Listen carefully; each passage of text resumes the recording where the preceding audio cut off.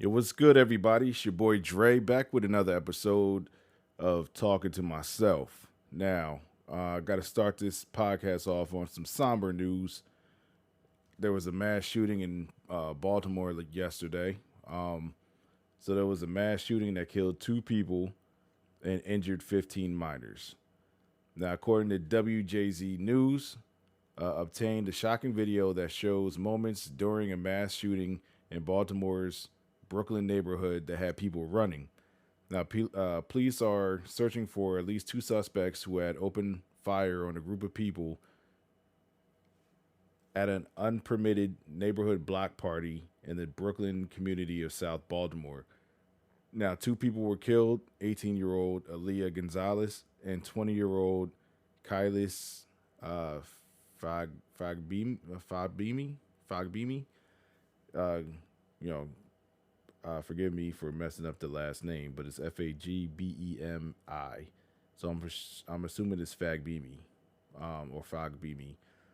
In the mass shooting early Sunday, dozens were injured, according to police. Overall, police said 30 people were shot, ranging from ages 13 to 32 years of age, in the 800 block of Gretna Court. 15 minors under 18 years old were shot. Now, police said two 13-year-olds, a 14-year-old, three 15-year-olds, five 16-year-olds, four 17-year-olds, five 18-year-olds, a 19-year-old, a 20-year-old, 22-year-old, 23, 31, and 32 were all wounded. Police say they got reports of gunshots around 12:30 a.m. An 18-year-old woman died at the scene, and a 20-year-old died at the local hospital. Police said three others were in critical condition. The University of Maryland Medical System said that 12 victims were taken to Shock Trauma Center, and four patients were also treated at the hospital's pediatric emergency department. When the officers arrived, they found multiple victims suffering from gunshot wounds, said acting Baltimore Commissioner Richard Worley. We located one female adult deceased on the scene. Nine additional victims were transported from from the location to area hospitals. In addition, we had 20 other victims walk into hospitals throughout the region. Nine were critically injured. No, well, not the nine critically injured patients were stabilized, transferred to Baltimore trauma centers, according to hospital officials. Now, any following as is protocol, following any walk-in victim of violence, the hospital went on to immediate lockdown to secure the campus and ensure that the safety of all patients and associates. So yeah, this is wild, man. So they're still looking for the shooters down there, and I mean, hopefully people will cooperate and pretty much like telling if you're not in the quote unquote game, then if you saw the shooter and you know who the shooter is, that's not snitching. Like, you a civilian. That's not snitching. You doing your due diligence as a citizen to bring these perpetrators to justice. So that's not snitching to me. So it says we have some of the highest unemployment rates. We also have some of the most violent crimes down here in Baltimore. In Brooklyn homes, we have some of the highest crime. So that's what the Baltimore mayor, Brandon Scott, was saying. But still, like, you gonna shoot up a block party? Like, it's the first time I really ever heard of anybody like really shooting up a block party. Like, people have block parties over in Philly all the time, and I've never really seen a block party over in Philly shot up. So like that's just fucking wild. And I'm gonna need all y'all to put the guns down. I mean, if you got beef with another person, just square up with that person. You know what I'm saying? Square up with that person, fist fight. Everybody gets to go home. You know what I'm saying? Picking up a gun, motherfuckers be thinking that they tough because they got a gun. Like that shit don't make you tough. That shit make you a pussy, dog. Like if you're gonna shoot first and not want to actually squabble up and square up with a person, that's more pussy than anything else. Like, you know what I'm saying? Like having a gun doesn't make you tough. Like it should make you a bitch, and that's pretty much in my opinion. But hopefully they catch the people who actually did the shooting, and I pray for those who lost their life, and I continue to pray for those making the recovery, and hopefully, you know, one day we can stop with this fucking gun violence shit because this shit is it's a nationwide pandemic. Yeah, that's what it is, and these motherfuckers don't want to hear that shit. But yeah, that's what it is, man. All right. So on June 29th, the Supreme Court pretty much effectively ended affirmative action at colleges in a landmark ruling. So the Supreme Court on Thursday set new limits on affirmative action programs in cases involving whether public or private colleges or universities can use race as a factor among many student admissions.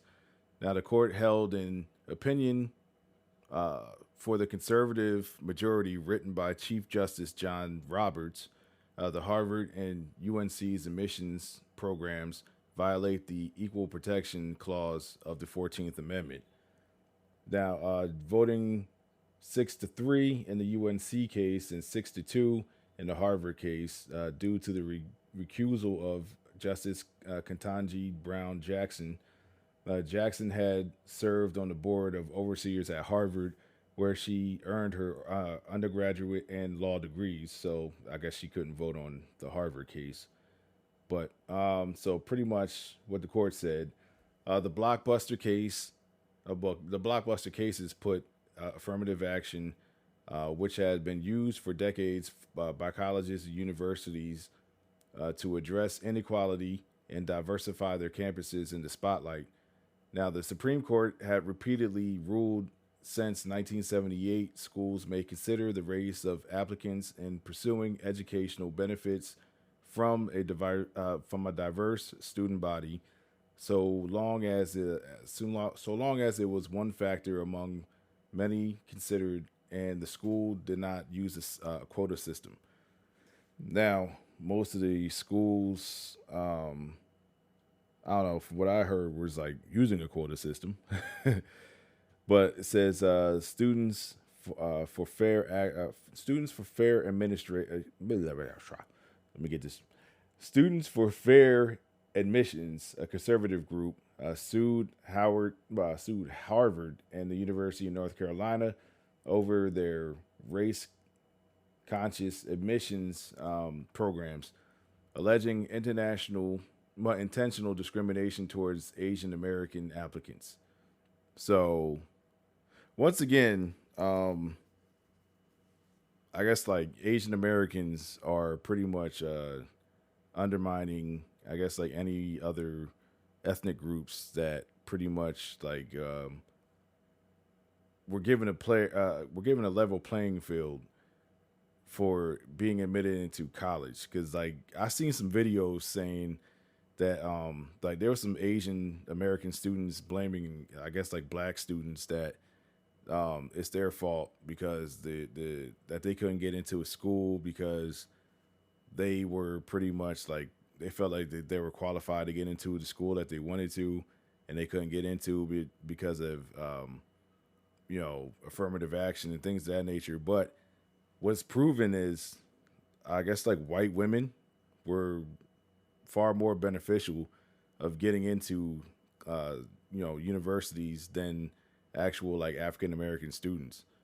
So once again, like people are trying to blame black people for actually like getting into schools when we're still a small marginal, we're still a small margin of people that actually get admitted into these schools. But yet ain't nobody complaining, like the white people and anybody else is not complaining when white students are actually admitted into black schools and everything like that because they want equality and things of that nature. So it's just it's wild. So the relations with most Asian Americans and Black Americans, like that shit ain't really good at all. Especially if you go to, like, what I'm saying, like in the hood where they're just making, Asian Americans, or there's the Asian owned stores, like the, Chinese food stores and the hair weave and all that, like those shops, they're making like tons of money off Black people, but then they want to treat us like criminals and shit when we go into their establishment, or even in the corner stores, like, what I'm saying, trying to go get something to eat or trying to go get some snacks or something to drink, and they're following you around the store, but they want our money and shit like that. That shit makes absolutely no sense. But those are the people who are kind of responsible, well, partly responsible for, pretty much affirmative action being limited now, or even being struck down. So the Supreme Court ruled in favor of the group in a decision that will have major ramifications for the college admissions process in the United States. So, they're starting the with the college admissions and stuff like that, but don't think that they're not going to stop. Yeah, they're not going to stop there. They're going to go to, like, they're eventually going to do employment and things of that nature. So this shit is going to have major ramifications, across the board.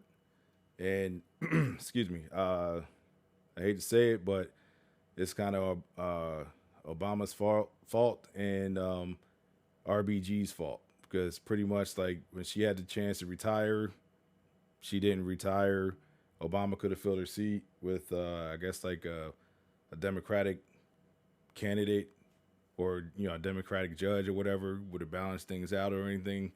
But since RBG did not retire, and she died on Trump's term, he was able to eventually, in his term, get three conservative judges in there.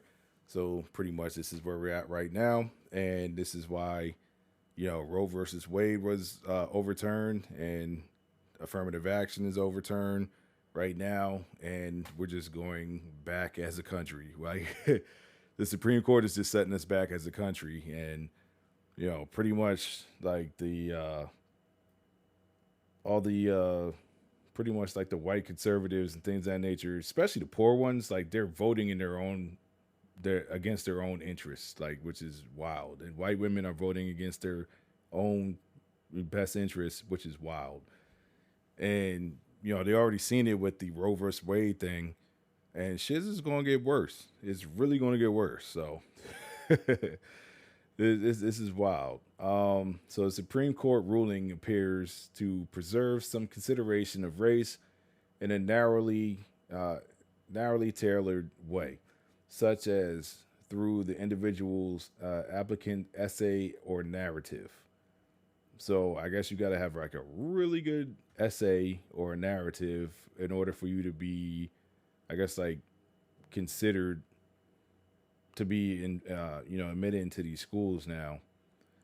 Now the dissents, the justices who dissented, was Justice Sotomayor.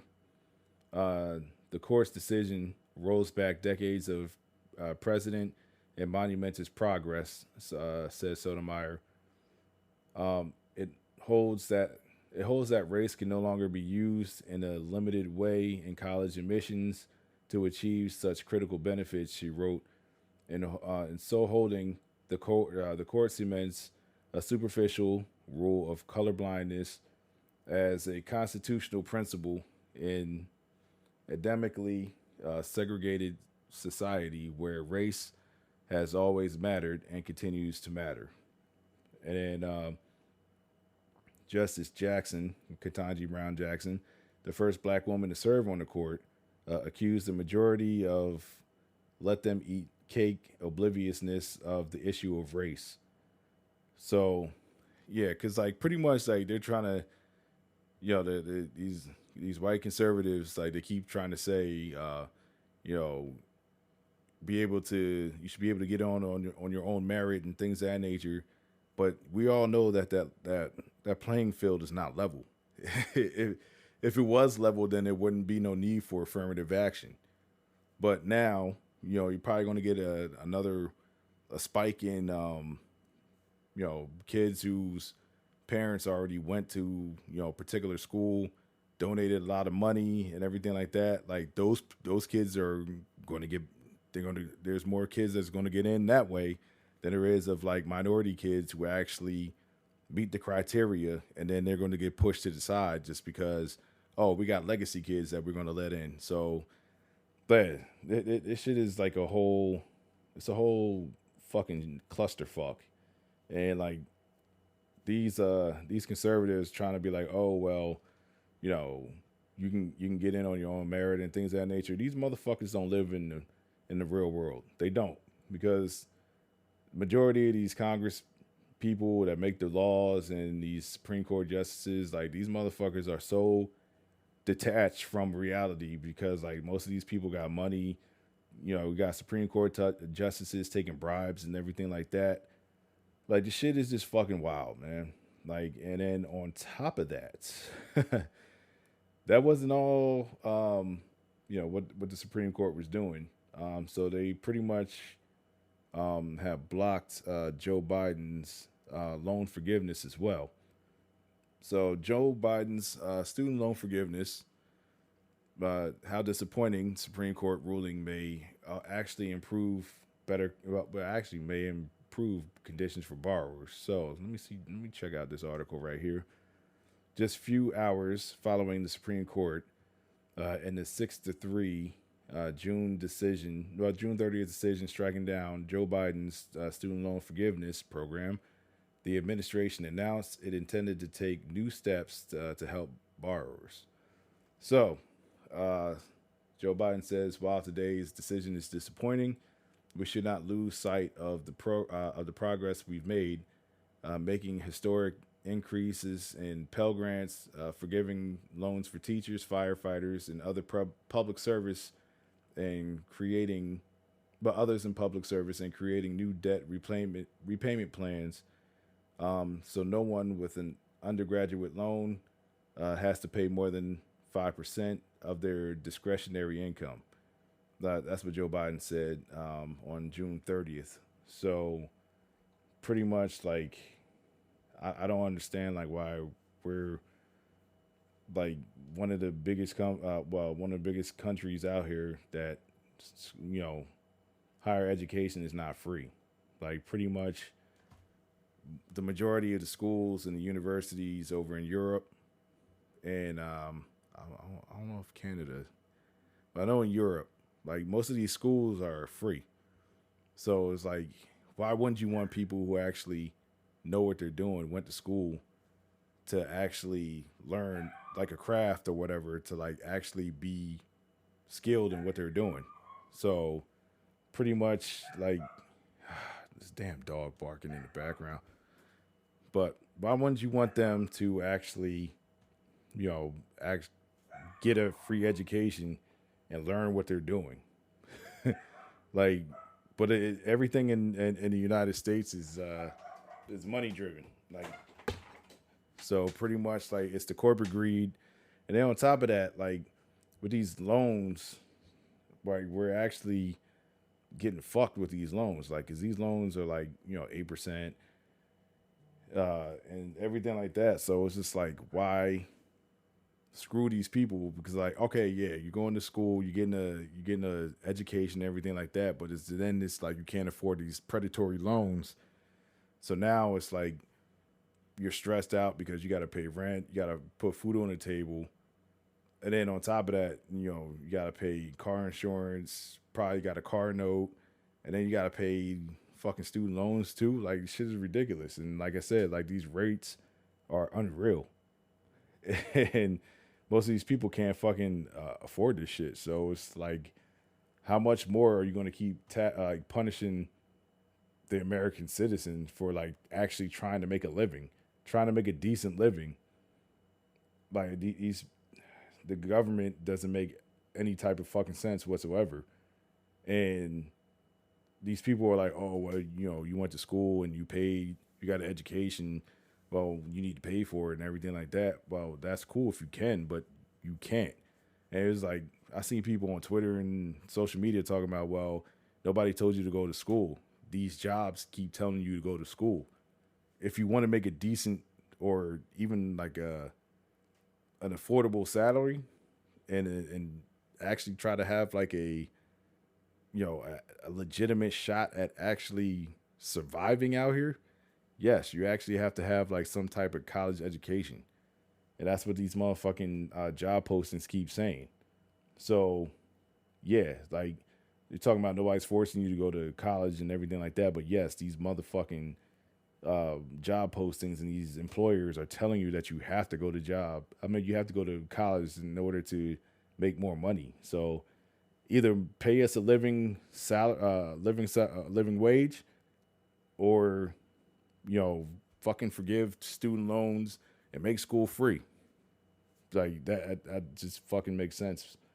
I don't understand like why it doesn't make sense to these stupid ass conservative people, but you can't tell them shit because they're the ones actually out here making fucking laws and everything like that. So we got to change that shit. Everything starts in the fucking Congress. Like, we have to change this shit.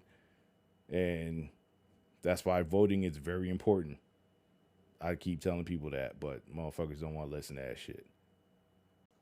Now, in a better news story, like pretty much like the 10 U.S. cities with plenty of jobs and cheap housing. So if anybody's looking for, employment and cheap housing, this will probably be the 10 best cities that you can probably look for right now. So I guess number 10 will probably be Birmingham, Alabama. Now, the typical home value is $90,289. Typical rent is usually $1,184. The 2022 unemployment rate was 2.0. Labor force participation is 58.9%. Median household income is $51,242, and the livability score is 65. So number 9 will be Evansville, Indiana. Typical home value is $168,401. Typical rent is usually $826. The unemployment rate 2022 was 2.3. Labor force participation is 62.3%. Median household income is $57,321. Livability score is 58. Springfield, Missouri. So the majority of these, like, they look like in the South and Midwest. Springfield, Missouri. Typical home value is $213,892. Typical rent $1,227. 2022 unemployment rate 1.9%. Labor force participation rate 63.8%. Median household income is $55,156, and livability is 62%. Well, 62. Fort Wayne, Indiana, 2002.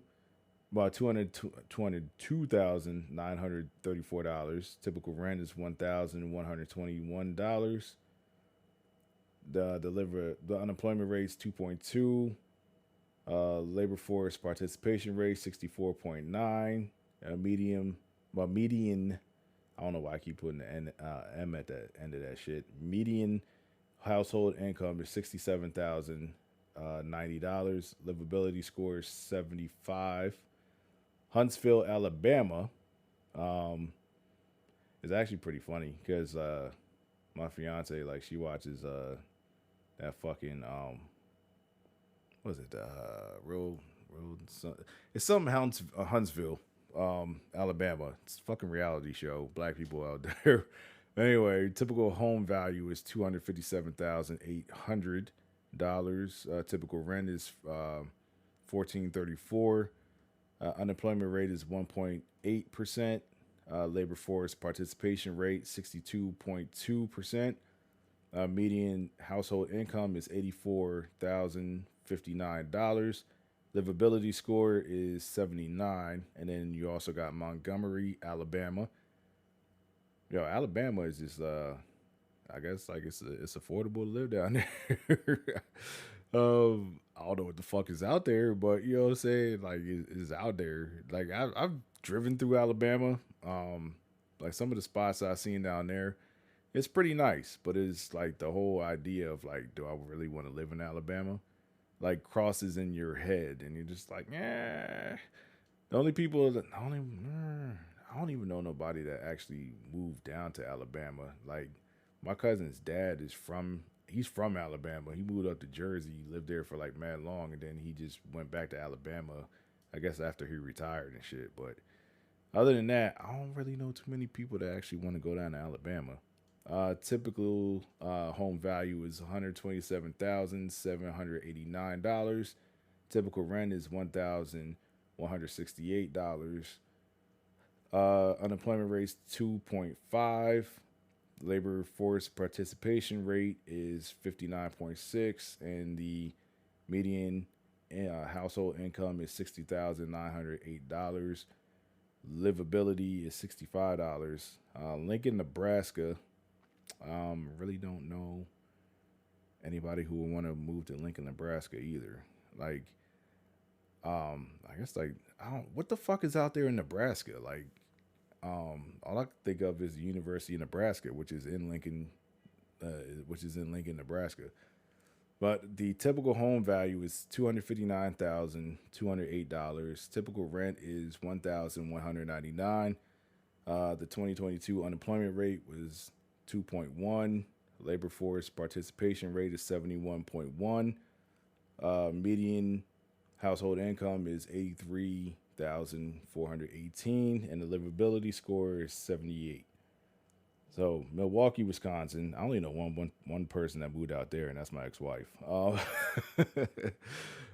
Actually, she's at Greendale, but it's like really like 15 minutes away from like Milwaukee, whatever. At least like downtown Milwaukee.